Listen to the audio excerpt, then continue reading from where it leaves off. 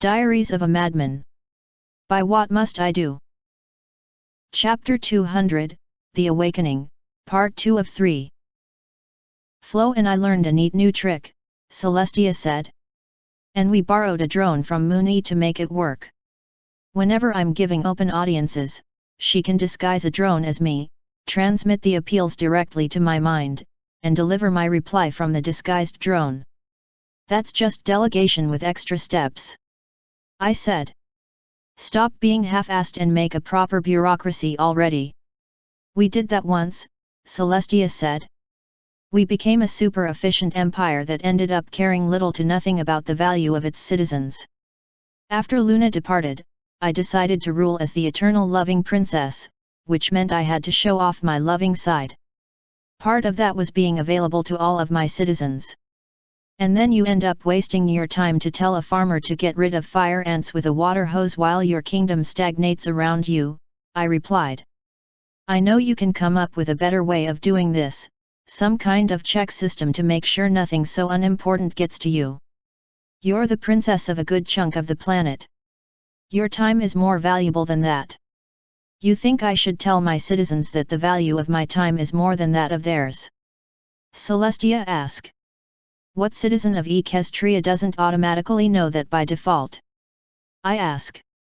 Even Cot, who isn't from Equestria, ask if you should be doing your job right now. That's because it's important, time-consuming, and you're the only one who can do it. But if you're just gonna shirk by hiding behind a masked microphone, you might as well stop pretending you're doing it for the people.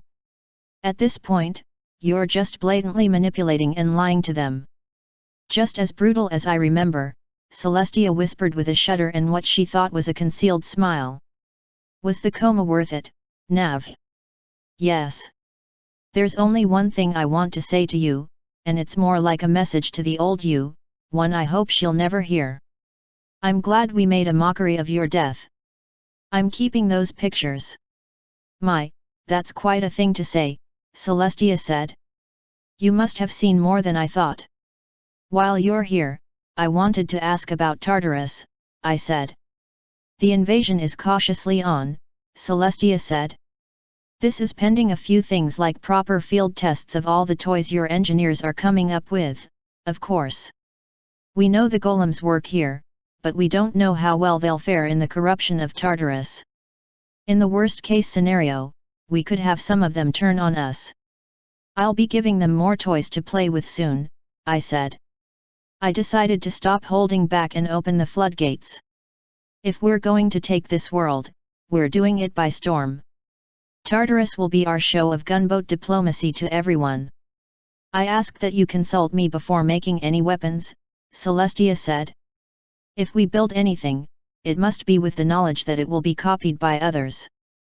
That means we need countermeasures in place for everything you design, before the designs are sent anywhere. Understood. I'll consult with Luna.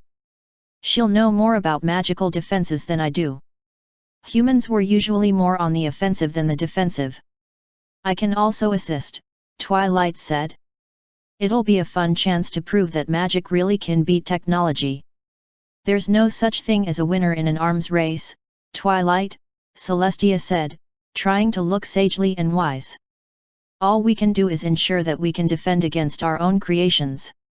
And that's why there's a comet hanging over the tower instead of just a big crater, I said.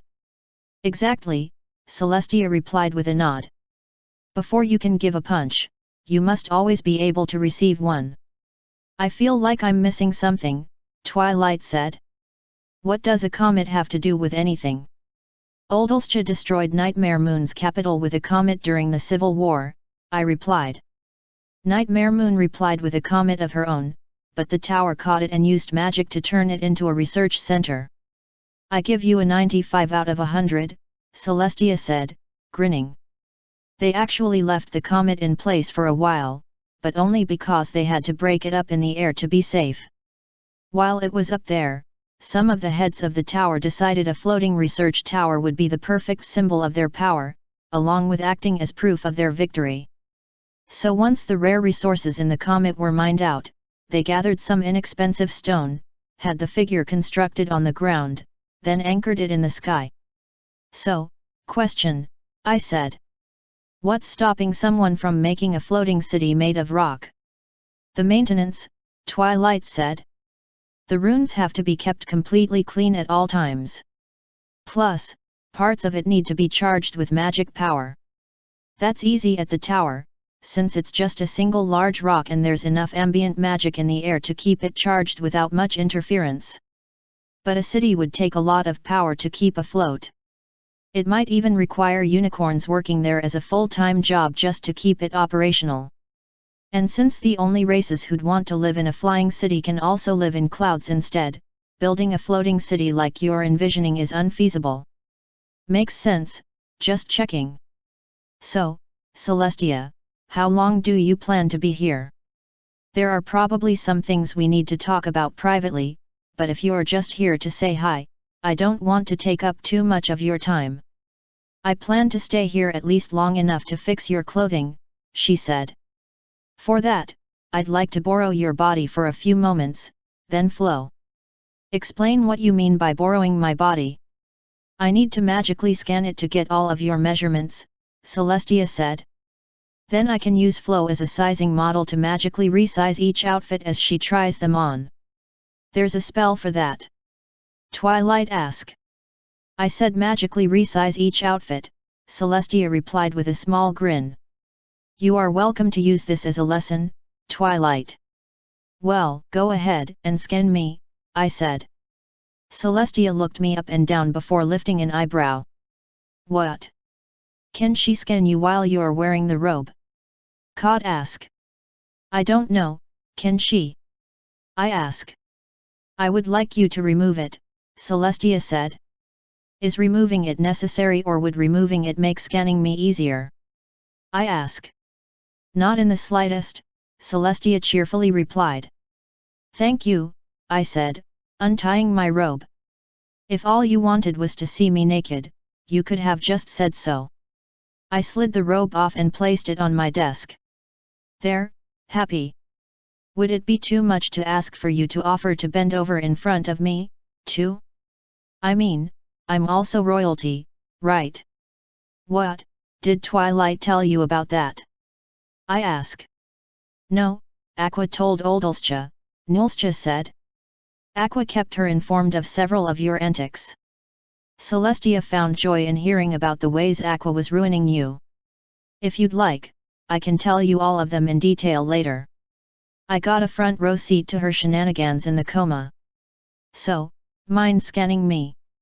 Oh, I did that when I opened your robe earlier, Celestia said. I rolled my eyes and put the robe right back on. It'll take a few minutes for us to go through your entire wardrobe. Longer, with me using it as a lesson for Twilight. It's been some time since you last ate, Nav. Head downstairs for now and get something in you. We'll join you when we finish. Works for me, I said. And only adjust the clothes to fit my size, please. No making them girlier just to watch the light in my eyes die a little more. I would never do that, silly, Celestia replied, bopping me on the nose with a wing. Now run along and get some snacks, Navi. We'll be downstairs soon. Sure, I said. I didn't really want to watch them play dress up with Flo, so I started walking to the door. Cod and Doppel joined me. While we were walking out, Twilight asked, so why do you even know magic like this? I learned it as part of my practice to be the perfect wife, Celestia said. Luna and I have taken several classes about it over the course of our lives. She failed all of hers, but I passed mine with flying colors. She probably wanted me to keep listening to her brag, but I did my best to tune her out as I walked over to the staircase. Doppel, of course, flew straight down like the peasant she was. Cod properly tended to her lady, joining me as I trudged down the endless stairs that Twilight so effortlessly bypassed. When we got to the ground floor, we encountered a sight I honestly wasn't expecting. Aurora, the griffin guy I hired from Atlantis, was standing next to Doppel. They were wearing matching maid outfits. So, Doppel, was this your doing? I offered my employee the full selection of outfits we had planned, Doppel evenly replied. Aurora made his own choices. My lady, the Griffin quietly said, not meeting my gaze. To be quite honest, the only reason I could tell he was a guy is because I already knew. Someone taught him how to apply makeup, so his facial feathers looked much more feminine. Sunshine smiles also helped me pick. That fucking slut. Does Gilda rate him as passing? I ask. The princess thinks I am a hen, Aurora said with a smug smile. I've been tending to her needs while she's staying here. Wait, she's still staying here? I ask. Why? Because you offered to let her stay here, Doppel said. Do you not remember? Of course I remember, but that was while I was awake. Why would she stick around when I went into the coma? She wanted to study the bunker, Kot said. So why isn't she staying at the palace? I ask. Doesn't Celestia have her own teleport circle set up now? The palace is more secure than my house and that's where their embassy is, right? Twilight has also been staying over, Doppel said. We've had to change the sheets in the princess's room every morning because of it. I believe their research might be hindered if the princess was in the palace. I sighed again before looking Aurora up and down. It's not like I could say the maid outfit didn't suit him. He made for the perfect trap. I'll allow it, I guess, I said, my wings sagging slightly. It's not like trying to have a new outlook on life actually meant anything normal would happen. Just don't make me regret this. I would never, my lady. Aurora happily said. The only thing that might make people wonder was his voice, and I'm sure he could practice speaking more softly. I really didn't care anymore, so I just walked past them toward the day room. We'll prepare tea and snacks at once. My two maids walked on to the kitchen. Kot, would you happen to know if I've had any important guests stop by? I ask as we walked to a table. Aside from the obvious ones, of course. Two come to mind, she said. The hornless mare from the tower has visited at least once a day since a week and a half ago, trying to talk to you. And a griffin noble has visited a few times to see if you're available. He seems to want to ask if you know someone and can introduce him. What did the dehorned mare want? A job, I believe, Kot said. She seemed to think an up-and-coming noble needs an experienced mage, even if that mage has no horn. I have a bunch of those, I said. Watcher, Twilight, and Luna all probably know more than this chick. I could probably find uses for her, though. If nothing else, I can use her as a professor at the academy. Speaking of, what's the progress on it? They're still drawing plans and collecting materials, Kot said. No one wanted to break ground without your word, after all. Understandable. Before I could get more of a status update, the 4 people practicing in the backyard joined us. Taya was bubbly and energetic. Gilda and Spike were limping and seemed a little out of sorts. The Naga was watching Taya's back with a look of concern. She, of course, ignored it and hurried to join me and Kot at our table. Did you have fun? I asked my smiling filly. Yep, it all still works. Magic use was weird in the coma, but it's all back to normal now. You could use magic in there. Kot asked. Did you have to fight? I don't know if you could call what we did fighting, I said. The upside of fighting enemies that you've already beaten is that you know for a fact you could beat them when you did it. Given the extra skills we've both gotten since, and even the things that once traumatized me were nothing in the face of both of us. So is this the part where we get cool coma stories? Spike asked, sitting as far away from Taya as he could get. Hey, why are you wearing that robe instead of the one from Princess Gilda? The other Gilda asked. Don't tell me you like that bug more than our princess. First, I didn't know Gilda brought me a robe. Second, why do you know Gilda brought me a robe, Gilda? And third, why do you care which I'm wearing or who I prefer? I know because I gave her all my suggestions when she asked. And I care because she's paying me well enough to care. What, did you really think you could just leave for 3 weeks and come back like nothing with the kind of herd you have? It's not like there are armed factions forming for the rights to my vag, I said. You should be careful what you say, actually, Spike said. You made a lot of powerful women very interested, Nav. Watcher is certain there are at least 4 spy groups watching our house at any moment. He knows 3 of them are definitely connected to your paramours. And the 4th? Journalists, Spike said with a shrug. And bounty hunters, sometimes. They usually take one look at the security and decide to take on different jobs. Not many people are dumb enough to attack a house guarded by night guards, a naga, a dragon, a giant spider, a griffin, and an alicorn. Especially if they know the lady is out.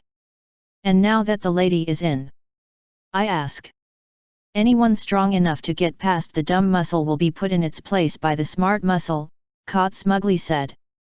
I'm not a fan of having a bounty on my head. What have we learned about it? Do you remember the dog father? Kot asked.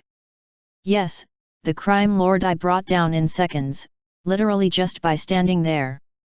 As it turns out, he had family, Kot said. The bounty was apparently placed on you a long time ago, but traffic between the land of the dogs and Equestria was so low that news of it didn't spread here until you started doing things to improve the flow of traffic and trade. I didn't do anything, though, I said. You are the one who discovered Atlantis, are you not? Kot asked. The existence of a friendly nation between Equestria and China that allows for the safe transport of goods and information regardless of the weather conditions. That was you, wasn't it? And it was also you who convinced the leaders of that country to join back together with the world, right? Anyway, get to the point. Someone in the Chinese underworld was upset enough at you to hire people to capture or kill you, Kot said. And we know this person is related to the dog father. Apparently Celestia's contacts in China are lacking, because that's all we know for now. So, basically what we knew from the start. And even once we deal with the source of the bounty, it'll still take a while for the news to spread that the bounty is no more. And then some new asshole will decide to put a bounty on me and the process will continue. The solution to that is simple, Kot said. We don't just kill the source, we make him into an example. I can work with that, I said. I'm done being gentle with this world. The kitty gloves are coming off. What do you mean, gentle? Spike scoffed. Since when were you gentle? Celestia and Luna asked me to make weapons, I said. I told them no. That was me being gentle. And now, I'm the one telling Celestia and Luna to make weapons. If you think I haven't been gentle up until now, you're going to be in for a rude awakening by the time we get to Tartarus. Yeah, okay, he said. Tell that to the dragon whose soul you stole. Was that disrespect I heard? Doppel sweetly asked from behind Spike. She placed the plate of snacks on the table with just a little more force than was necessary, making the dragon jump a little. No, of course not, Spike instantly replied. Good. Our Lady has finally returned to us. You should be grateful. Yeah, Spike, I said. Start showing some of that gratitude, hey. Oh, I'm gonna, he said. Just you wait, Navi. It was already decided that Gilda and I got to be in charge of dinner when you got back. Or at the very least, you're part of it. Good. Gilda, the frillier and pinker his apron, the better it tastes. I think it's remnants of Rarity's mental conditioning. The worst part is, I can't even deny the possibility, Spike sighed, hanging his head for a moment. But on the upside, I know just how to make Our Lady look pretty now. Are you saying she isn't always pretty? Kot asked. Listening to people fighting over me made it finally sink in that I actually was home. It's sad that's what it took, but I was still very glad to be awake. Being reminded that I was alive made me realize I actually was kinda hungry, so I started eating. Aqua, where are you? Out and about in Canterlot, she replied in my head. Would you like me to return ahead of schedule? Yes. I have a single job for you before I kill you for good. You will undo some of the damage to my filly. Understood. I will be back shortly. You just got back and you're already tuning us out again. Spike said, making me blink and actually focus on him. I was speaking to Aqua. I've seen Flo since my return, but not her. I have 2 orders for her, so I was telling her to return. Why order her to do anything? Spike asked. You have Flo, right? One order is something Flo won't do and the other order is something Flo can't do. Cascade is very worried about that, Kot quickly said. Any order from you that Flo won't obey is probably something that shouldn't be done, according to Cascade, at least. And I'm very worried about Cascade, I replied. You've been in her possession for quite some time now, yet your mental state has done little to improve. Water elementals are supposed to be healing presences, are they not? I determined that my state as insane is better for my lady, Kot proudly replied. Your owner disagrees, I replied. Allow Cascade to help you. Yet, why would the crazy person get to decide their own treatment? Taya asked. That's like letting a prisoner pick their punishment. As my lady wills it, Kot quietly replied, looking down. A blob of water suddenly entered the room and zoomed right up to me. Once it was close enough, the blob expanded into a bimboified Aqua. She immediately bowed, which made her huge boobs jiggle delightfully. I have come as my lady called, she said. You already know your first order, I said. Remove Taya's crush on me. As you command, she replied. She reached over to poke Taya and pulled away a moment later. It is done. And your second order is simple, I said with a cheery grin. Die. With pleasure, my lady, Aqua said, hopefully the last words she would ever utter. Her body collapsed into a small black bubble. A small amount of water dribbled out of me and slid over to the larger blob. Whoa, you're really gonna kill her? Spike asked. She's already dead, I replied. I left her alive for so long because I knew she did things to me while she was in my head that she hadn't told me about. The coma showed me the events clearly and Aqua was given the opportunity to explain herself. I declared her guilty and decided to figuratively lop off her head the next time I saw her. This is the result. So what was your first order? Gilda asked. All she did was poke your filly. It's not like Aqua made Taya a host, given that she just died. She was dealing with a personality quirk that Taya and I both decided was better off gone, I said. Flo disagreed with our method, so I decided to use Aqua before I got rid of her. Taya, how do you feel? Like everything's right with the world, mommy, Taya said, sighing in delight. I can actually think straight again. Good, though I don't mind you thinking gay either. I'm sorry it had to come to this, but sometimes taking the easy way out isn't the worst choice. I don't need convincing, mommy, Taya sweetly said. Why didn't you just have her fix my insanity instantly? Kot asked. Because Cascade might not accept that. And because I didn't have your permission, so it would be kinda rude. Besides, I told Aqua I would only have 2 more orders for her. Raising it to 3 would make me a liar.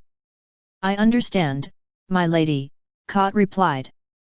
You wish for me to work on it myself. So, what, did you just not listen to anything I said? Before she could reply, what used to be Aqua flashed and turned blue. Flo slid into the room right as the new elemental took a female form. So it's finally done, Flo said. Welcome, sister. How do you feel? Intrigued, the new elemental said. My name is Daria. I have memories of the one called Aqua. Her eyes moved straight to me.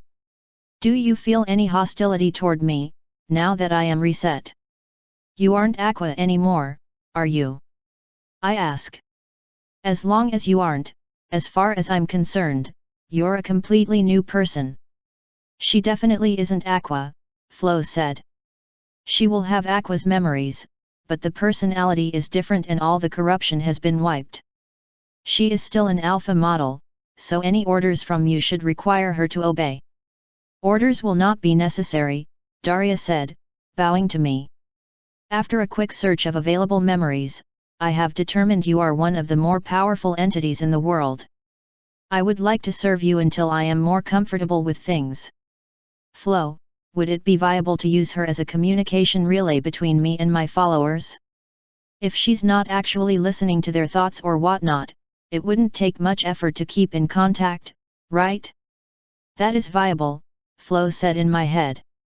Though I would prefer to be your soul elemental. She isn't offering to be my elemental, she's offering to serve me.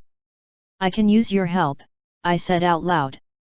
First, I want to see if you can act as a relay.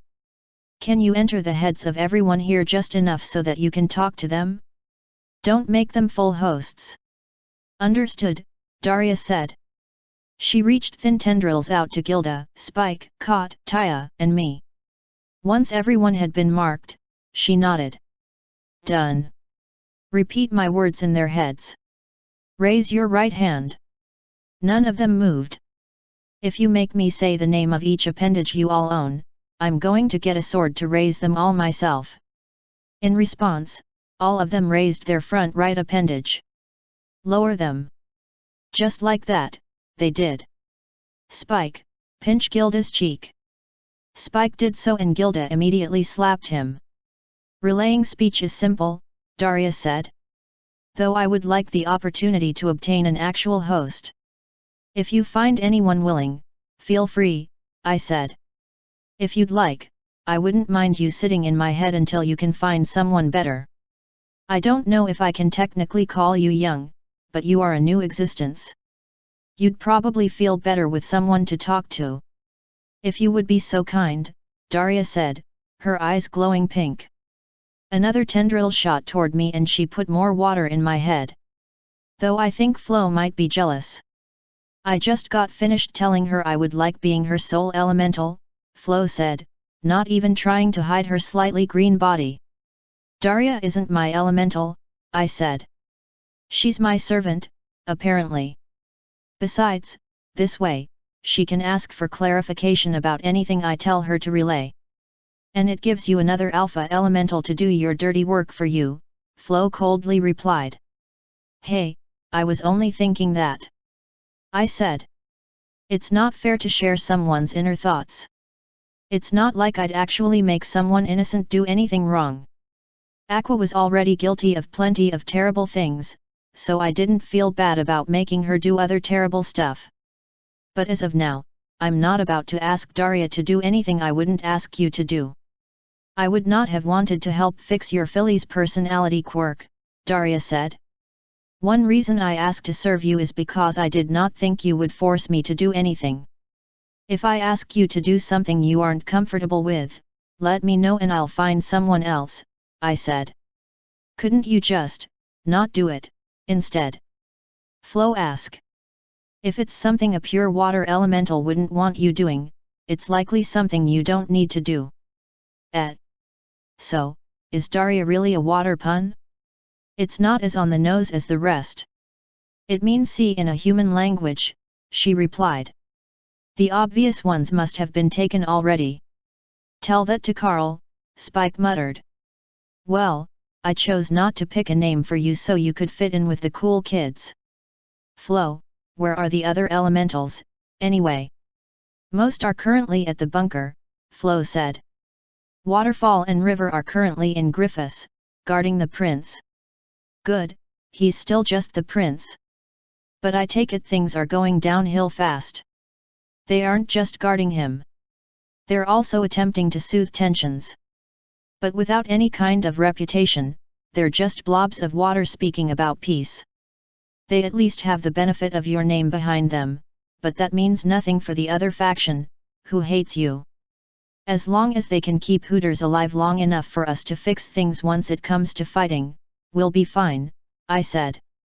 Now that I'm awake, our response time can probably be minutes. The princess and Twilight set up a teleport circle to the palace at Griffiths. Actually, Gilda said. It's a small 3-person pad that links directly between Princess Gilda's 2 rooms. That makes things easier. I'll only need 2 vassals to finish things. I feel like you're severely underestimating griffins, Gilda coldly said. Magic and hands beat wings and claws any day, I said with a shrug. Griffins have their strengths, but Luna is stronger.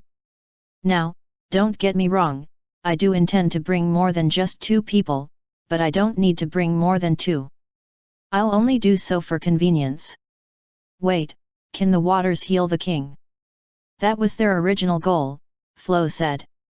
However, his body was still weakened. He has longer, but not by much. At this point, proceedings are underway to transition the crown to Hooters while Bloodbeak is still alive. It's a shame they're going from a king with an awesome name like Bloodbeak to one with such a lame name like Hooters. Gilda, is Hooters a popular griffin name? No, all rulers are given powerful names, she replied.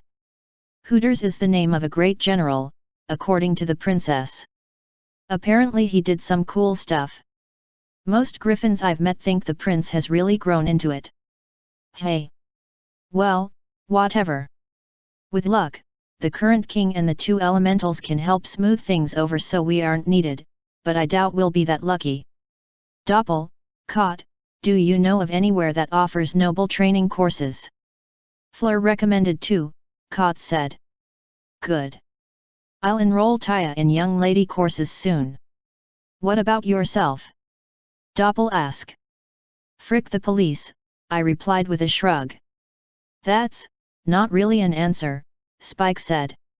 I mean, I guess you could probably get away with it, since you've always been rough around the edges, but shouldn't you want to improve yourself? Not like that, I said. Besides, I can blend in with nobles if I really want to, I just don't like doing it because acting vapid and super polite all the time isn't fun. However, Taya can't blend in at all. That needs to change. So she'll be taking young lady courses to learn how to mimic noble fillies so the noble adults won't have fodder to use as insults against us. If I'm going to be a permafilly, I have to be the ideal permafilly. Taya proudly replied. So where's Celestia? I ask. Is she still messing around with my clothes? She used my body to make the models she needed so I could greet my new sister, Flo said, bowing lightly to Daria. But she should be finished shortly. I won't call you mom if you marry her, Spike said. But I do think you should do it. Your opinion has been noted, I said. At least you didn't sell yourself out like Gilda. Money's money, Gilda replied with a shrug. Besides, I think it's hilarious you turned our princess into your little sex toy. Especially since you did it while her guards were around and somehow got away with it. Marrying Princess Gilda just means you'll keep finding new ways to get away with doing things to her, right? Also, having you married into the royal family would seriously boost the power of our kingdom. I don't usually care about that sort of thing, but I've been paying more attention ever since you got turned into a noble. With you at the helm, Equestria's getting a little too powerful, isn't it?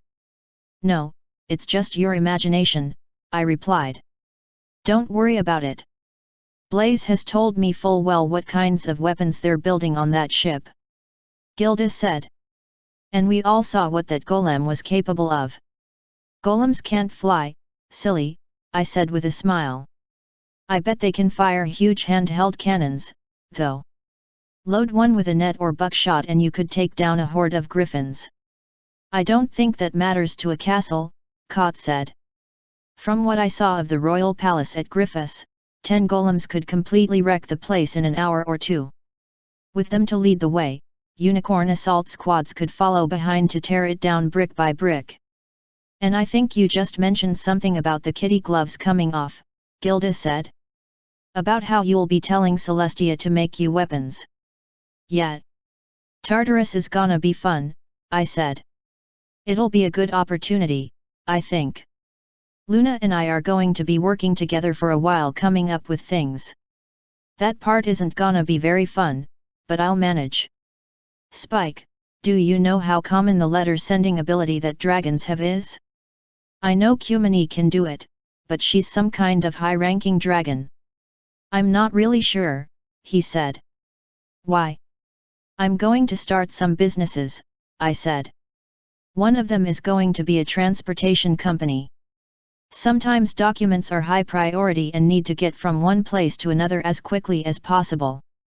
Normally, the fastest way to get across the country is a train or an airship, but those still take a week. Dragon Breath can get a letter from one person to another instantly. If I can hire 2 or 3 dragons per location that have that skill, I could make good money. But if the skill is uncommon, I'll have to pay more for their services, which will drive the cost of the business up. If it's not a common skill, I'll work on an alternative while we start setting up the teleport circles. We'll need infrastructure, but that shouldn't be an issue. Teleport circles. Kot slowly said. Are you going to offer passenger services, too? Yes. Plus, they can be used to send large amounts of packages. Say we open 3 stores in Canterlot, with a single warehouse in a central location. The 3 stores will collect packages from people every day, then send them to the central warehouse. From there, they can be sorted by location and placed on teleport pads that correspond to different warehouses in other cities. Add a little bit of magic and you can have next day delivery for any package. If you were going to do passengers, set it up with a schedule for each different city and have groups of people teleport out at certain times. With the circle to make teleportation much easier, just about any unicorn can do it. That seems so obvious though. Spike said. Why hasn't anyone else done it? Because those old fogies at the tower hoard their knowledge, I said. And most of the nerds who bother learning shit like that don't have the kind of mind required to monetize it. I've been thinking about stuff like this for a while, but I didn't want to step on any toes or change things too much. But as Gilda just said, the kitty gloves are coming off. That means more than just weapons. I'm tired of living in a bullshit pseudo-Middle Age civilization. It's time we revolutionize and industrialize. We're going forward 200 years into the future in one big jump. Are you sure that's a good idea? Spike asked. No, that's why it took me so long to decide to do it, I said. But it's too late for me to consider the consequences.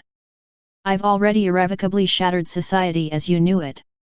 The way I figure, now that I have the momentum of taking Celestia behind me, I might as well see what I can do to force this world back into motion. You say things like that a lot, Kot slowly said. About how the world seems to have stopped, and yet now that you're here, it's finally in motion. What do you mean by that, truly? What, you haven't noticed? I ask. Celestia turned this place into her Garden of Eden, a veritable paradise, with her as the goddess ruling over it. Of course, the requirement for staying in the Garden of Eden is the complete lack of knowledge. Basically, staying ignorant and blind, like sheep. Celestia froze this world in time. She was too afraid of finding something she couldn't control that she halted all technological and cultural advancements. She also sent out spies and saboteurs to make sure the other races stayed in constant states of conflict so they couldn't mess with her garden. You describe it so well, Celestia herself said.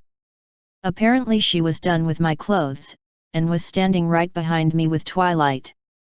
Both of their horns were lit up, along with their hooves. That probably meant they used magic to keep themselves silent so they could eavesdrop easily. When did you notice, Nav?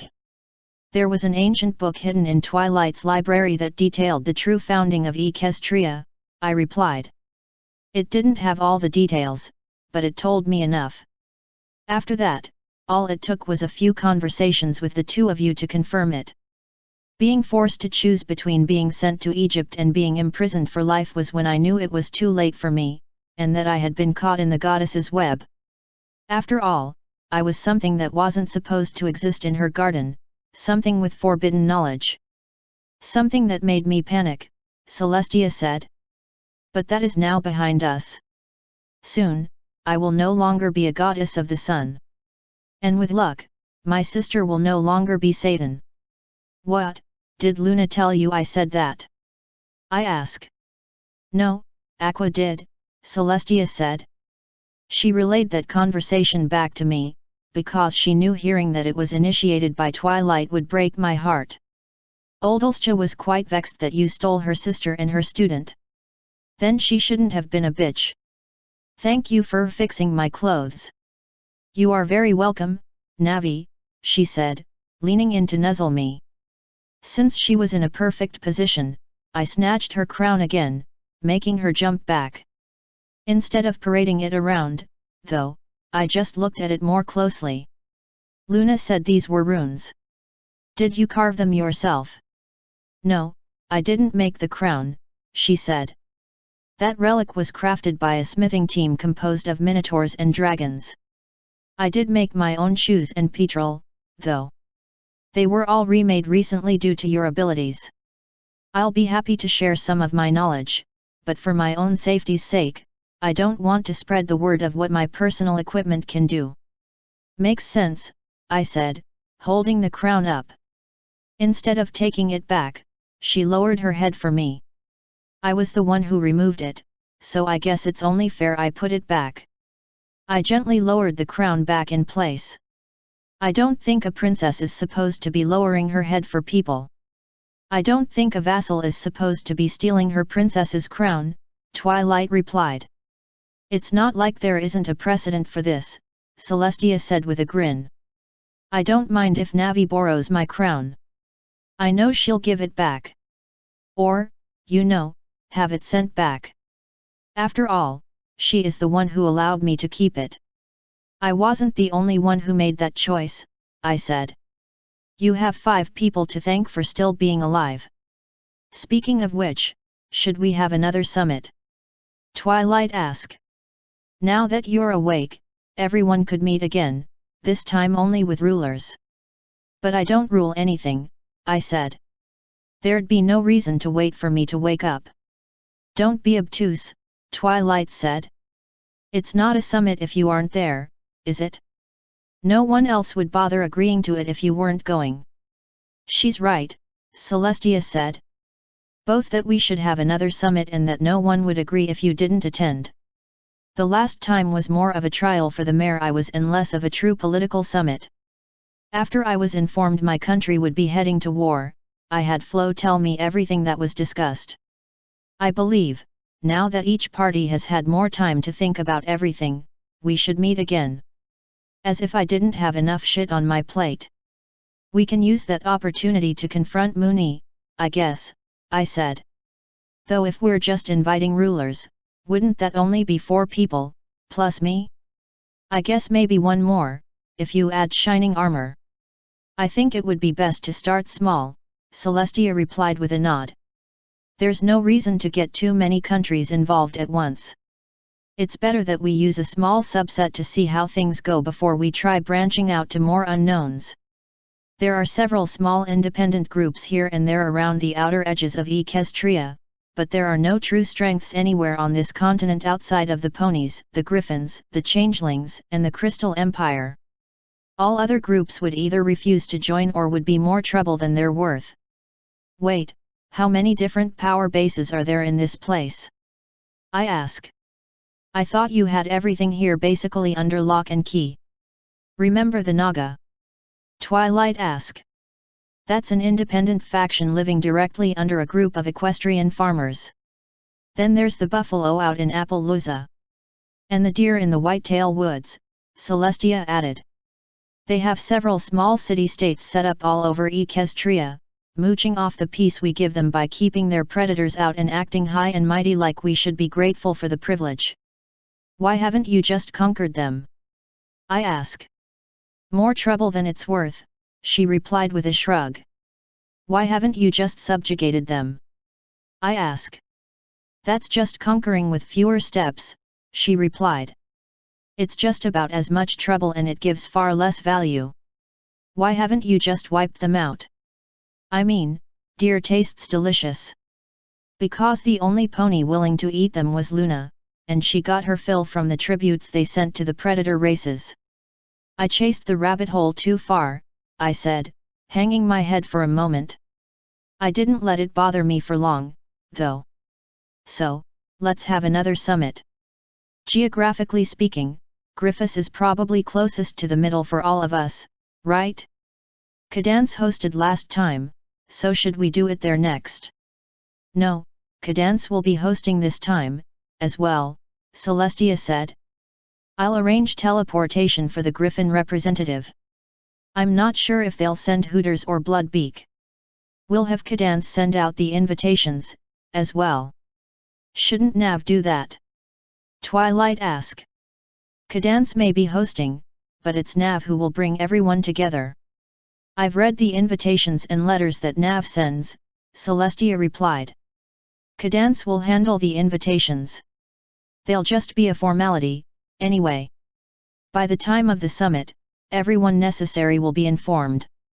Before the summit, I'd like to talk to some demons and familiars, I said. More information about Tartarus will be valuable when discussing an invasion. Agreed, Celestia said. Luna and I have already collected the familiar summoning books you requested. I'll have a few inquisitors on standby before we begin summoning things. Their knowledge will help us ensure the information we're given is as accurate as possible. Good. What's the ETA on the dreadnought? A week and a half, Celestia said. Though that time is variable. The ship could get here in a week, but I'm having it detour around heavily populated areas so it can avoid attention and pick up more resources. The dock for it has already been completely constructed, but it hasn't been attached to the mountain yet. That will be done when the ship is finally in view. Cool. Do you mind if I revolutionize, industrialize, and just generally overall break Equestria?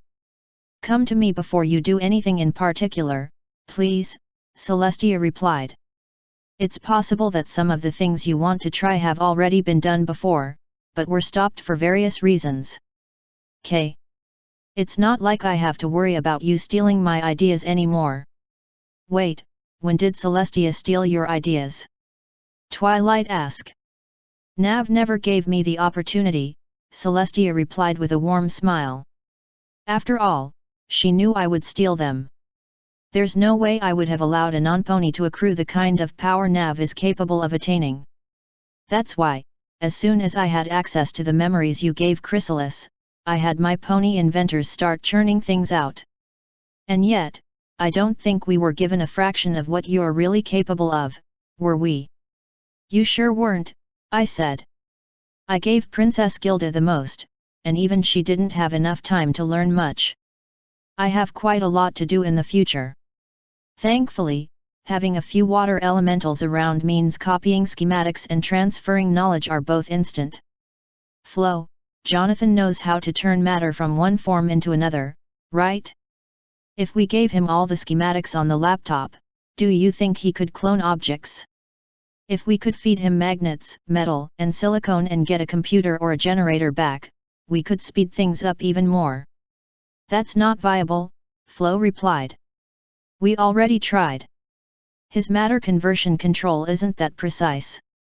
It's precise enough to literally modify someone's mind, but not atoms.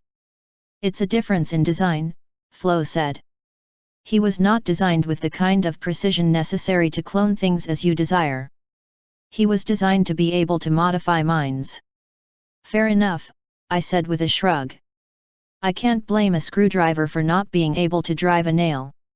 Even without that, we'll be able to get along quite nicely with the elementals helping.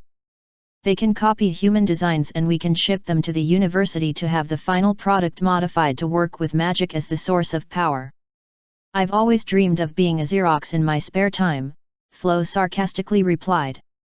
You're better than a Xerox, Flo, I said.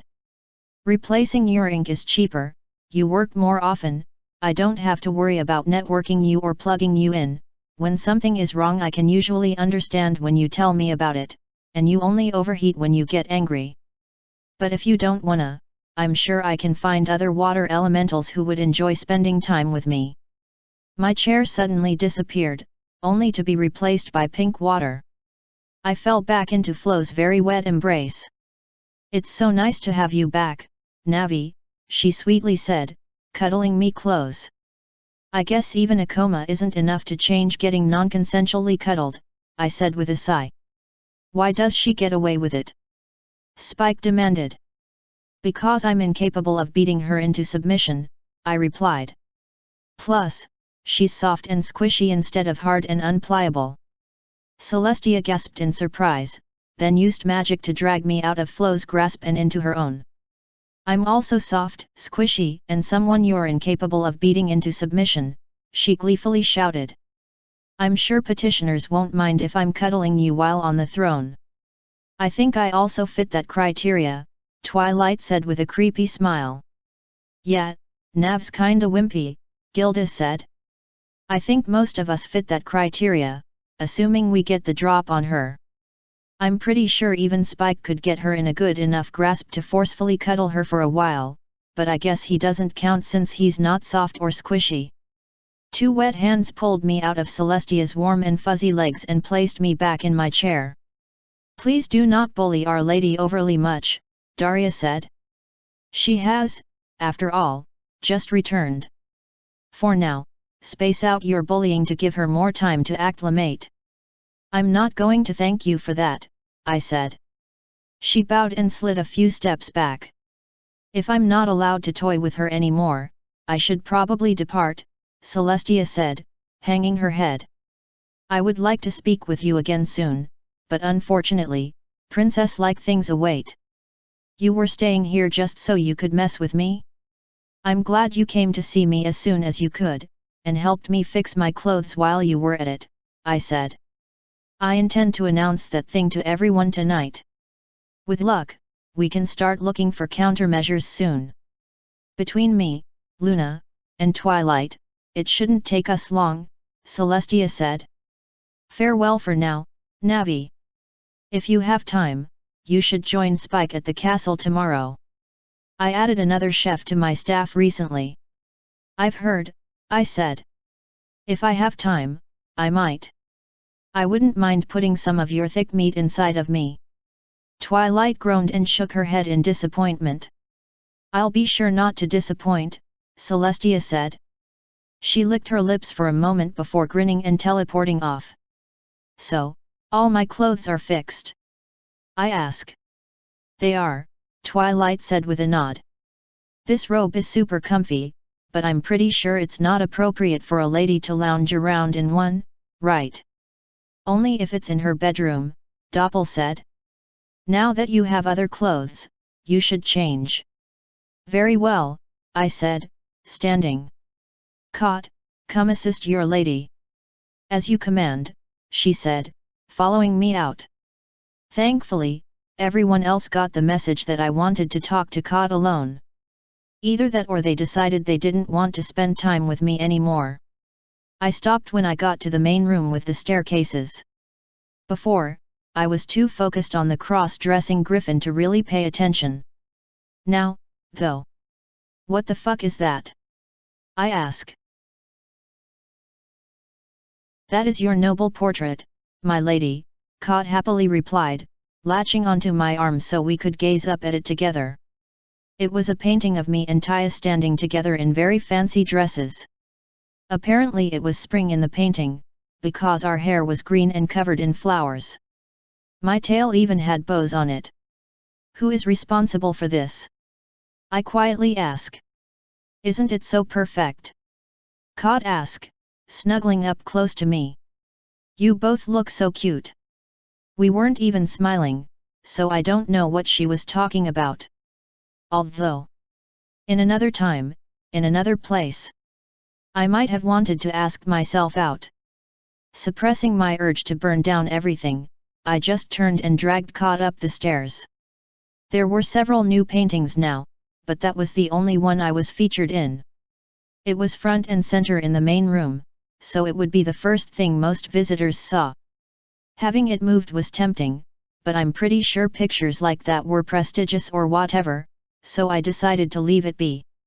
Even if I did want to slash it to pieces. When we got to my room, Kot closed the door behind us. By the time I turned to face her, she was already almost naked. I shall be prepared to service you in a moment, my lady, she said, walking over to where she hid the toys. That's not why we're here, I said. I know, but I don't want you to be cranky after dinner, Kot said. It won't take. Kot. She froze. You told me once that you'd follow any order I gave without thinking about the contents, without questioning its purpose, and without any doubt in your mind.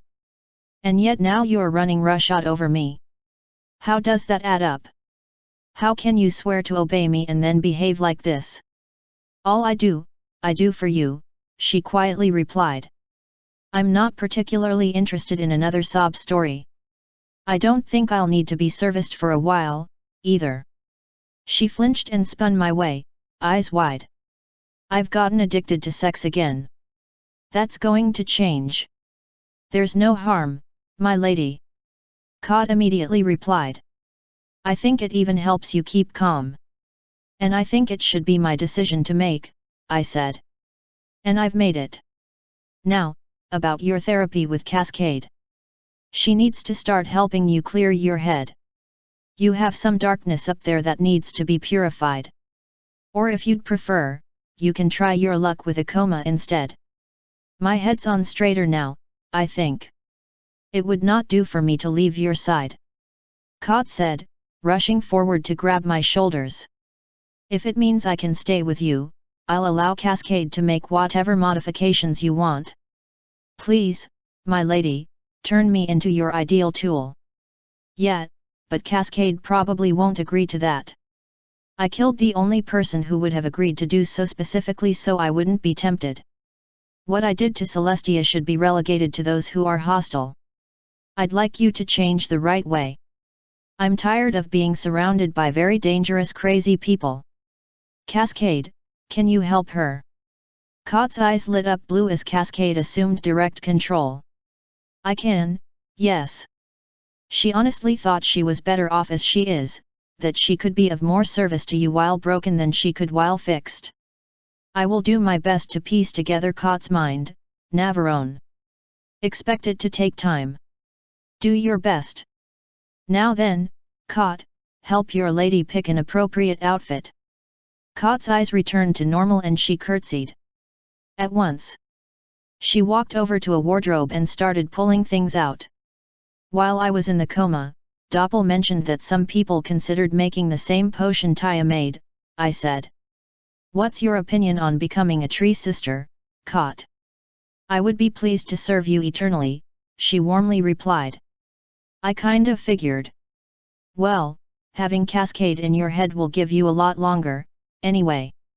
Once Taya and I have a more clear idea of what our abilities are, we'll talk with everyone and let them decide. But until we know more, it seems like a bad idea to allow anyone else to go through it. I'd happily serve as a guinea pig to test the seed for you, Kot said. We aren't sure yet how the resurrection process works, or how it changes you.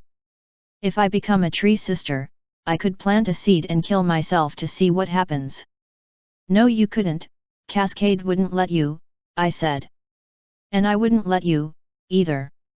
No one is going to go out of their way to test it, but if it happens, it happens. Even if we change, it's better than the alternative. Of course, my lady. Why do you value my life so highly? Because despite any faults you might have, loyalty and skills are more valuable than gold. You have both, so as long as your behavior remains acceptable, I can deal with quirks.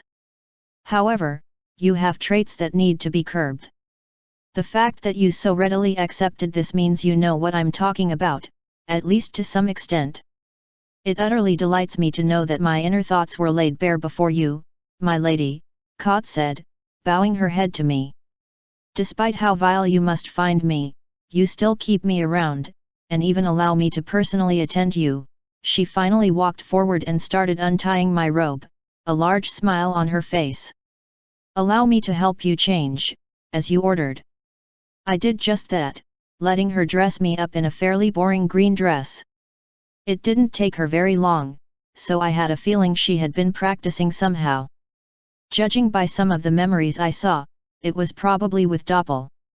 Once I was ready and she had put her clothes back on, she stood me up in front of a large mirror that they bought for some reason. "What do you think, my lady?" Cod asked. She stepped in behind me, placing her paws on my shoulders and her head next to mine. "It's acceptable," I said. "I'm not going anywhere anyway, so as long as it's something I can wear without Doppel complaining, it's fine." "Wonderful." I suddenly felt some sharp points on my shoulders. I looked at her paws in the mirror. Her claws were sticking out of her gloves. "My lady, I believe you mentioned something earlier about drugs. Specifically, about how you are a drug. Would you like to tell me more about that?" My eyes met hers in the mirror. Cod's eyes were now utterly devoid of emotion, staring at me with a very blank expression. "What would you do with that information?" I asked. "I believe you said you would follow me without question and without doubt. Is there something you might learn that would change that?" "It's just. I'm so interested in you, my lady," she said, pulling me closer. Her claws got a little more painful and she finally smiled. "I'm quite curious about what drew me in, you see. I never thought to rape anyone before, after all. And yet just a few days after taking care of you, I wanted nothing more than to be with you. To own you." Her face moved in closer to mine so she could rub her cheek against mine. Her eyes never moved away from mine in the mirror and they stayed completely lifeless. "So, my lovely, beautiful lady. What happened to me?" "Caught, step away from me and stop being creepy. It's overly dramatic and unnecessary." She took a moment to nibble on my ear before stepping away with a giggle. "Athena and Hera say that humans automatically influence the Fae around them. All of the sapient species on the planet that I've run into so far have been at least half Fae. Effectively, everything I meet will either want to own me or want to be around me. The actual effect depends on how powerful the being in question is, or what percentage of Fae it is. More powerful and influential beings want to own me while the weaker ones desire to be around me." I knew something was weird, but I had no idea what until Athena spelled it out for me. "We're going to look for countermeasures." "I see," she said, looking down. "Does this change anything?" I asked. "Not one," she replied, looking back up. "I live to serve, my lady." "Good. Shall we return below?" She looked away for a moment. Was I really being creepy?" "Your eyes and sharp claws made me think you were trying to intimidate me." Adding on the grin just made it worse. "I figured you were flaunting how close you were and yet how easy it would be for you to kill me. How is that not creepy?" "My lady. I was just trying to pull you close to show you I still loved you, despite the drug. My claws were there to show that I will always keep you safe. The smile was to help your heart be at ease, to show you that I'm truly happy." "Right, ahoy. We'll go with that, sure." "Are you sure you should inform the others of something so important? It sounds like a valuable tool." "Yes. I don't want any more princesses to show up to try and claim me. I need to find a solution for this. Until then, I need to inform everyone so they can keep their heads while they're around me. I'm tired of all the nonsense associated with people wanting to own me. Plus, manipulating people is wrong or whatever." "I understand." With that, we finally went back down to the sun room. End of part 2.